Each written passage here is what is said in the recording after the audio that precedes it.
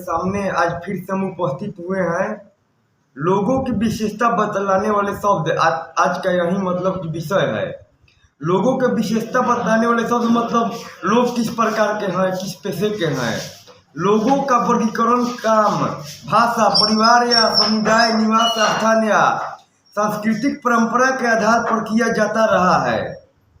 ऋग्वेद में लोगों की विशेषता बताने वाले कुछ शब्दों को देखो। ऐसे दो समूह हैं जिनका वर्गीकरण काम के आधार पर किया जाता है।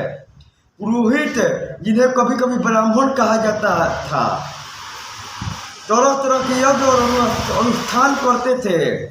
दूसरे लोग राजा थे। राजा लोग क्षत्रिय होते थे। ये वैसे राजा नहीं थे। ये न तो बड़ी राजधानियों और महलों में रहते थे, न इनके पास सेना थी, न ही ये कर वसूलते थे। प्रायः राजा की मौत के बाद उसका पुत्र अपने आप ही शासक नहीं बन जाता था। जनता या पूरे समुदाय के लिए दो शब्दों का इस्तेमाल होता था। एक था जन, जिसका प्रयोग हिंदी और अन्य भाषाओं में आज भी होता है, जिसका अर्थ जन का अर्थ आज के समय में आदमी या व्यक्ति होता है। दूसरा था विष, जिससे वैश्य शब्द निकला है। ऋग्वेद में विष और जनों के नाम मिलते हैं, इसलिए हमें पुरुजन या विष, भरतजन या विष, यदुजन या विष जैसे कई उल्लेख मिलते हैं। उल्लेख मतलब उसका जानकारी। जिन लोगों ने इन प्रार्थनाओं की रचना की वे कभी कभी खुद को आर्य कहते थे। वे अपने विरोधियों को दास या दस्यु कहते थे। दस्यु वे लोग थे जो यज्ञ नहीं करते थे और शायद दूसरी भाषाएं बोलते थे। आर्य लोग, आप लोग जानते हैं कि आर्य लोग संस्कृत बोलते थे और दस्यु लोग जो थे संस्कृत नहीं बोलते थे। बाद के समय में दास का स्त्रीलिंग दासी होता है। शब्द का मतलब गुलाम हो गया। मतलब सल्तनत काल में दास का अर्थ गुलाम हो गया। दास वे महिला और पुरुष होते थे जिन्हें युद्ध में बंदी बनाया जाता था। उन्हें उनके मालिक की जायदाद या धन संपत्ति माना जाता था। जो भी काम मालिक करना चाहते थे उन्हें वह सब करना पड़ता था।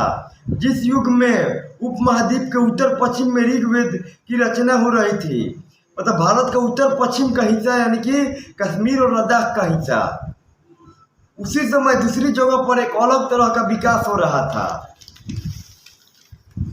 कहानी महापाषाणों की। महापाषाण मतलब बड़े बड़े पत्थरों की। ये शिलाखंड महापाषाण यानी कि महा या बड़ा पत्थर नाम से जाने जाते हैं।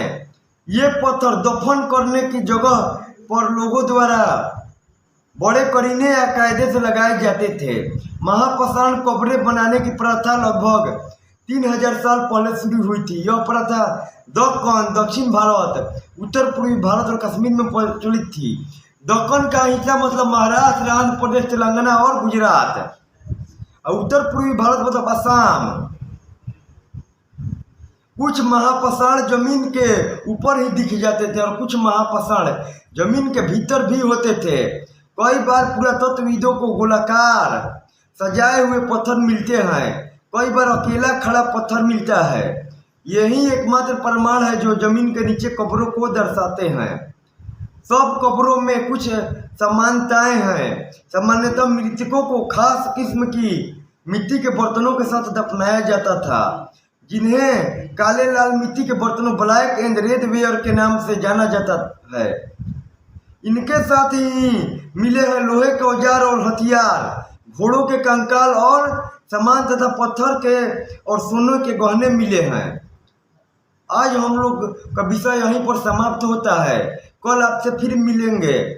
साथियों, आप लोगों से अनुरोध है कि मेरे चैनल को सब्सक्राइब करें, शेयर करें और लाइक करें। हम आप लोगों से विदा लेते हैं और कल फिर अगले भाग के साथ उपस्थित होंगे।